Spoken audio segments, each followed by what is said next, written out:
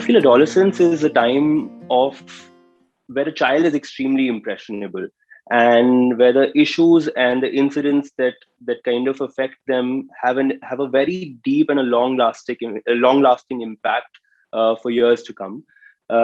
And talking about sexual health is also extremely important because there is a lack of verified resources at this point.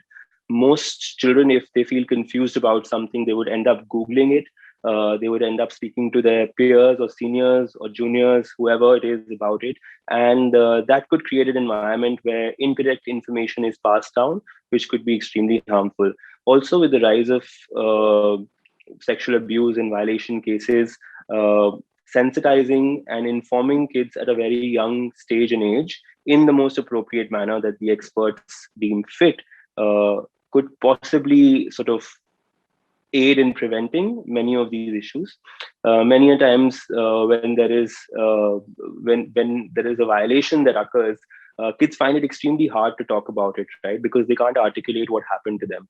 So I really feel like giving them that safe space to open up, to talk about issues, encouraging attitudes and behaviors, and informing them about sexual health in general could be something that also prevents sexual abuse and violation of any sort from happening. A lot of parents nowadays, they're very well aware about what's happening, and they actively kind of try to not advocate for certain gender stereotypes, but then they also do not actively kind of engage with their children to talk about gender identities and gender roles, which is kind of passively discouraging them towards opting for a particular gender identity in case the child sort of feels more comfortable doing that.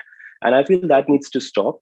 Um, Parents must realize that selective exposure or calculated exposure is also kind of not wholesome sometimes. They have to first educate themselves. They have to first actively listen to their children. They have to understand and be willing to unlearn things which they have been conditioned to learn over the years. And only then kind of address this gap or address this issue of making gender identity more accessible, more spoken about on dinner table conversations or in schools or in your family setups.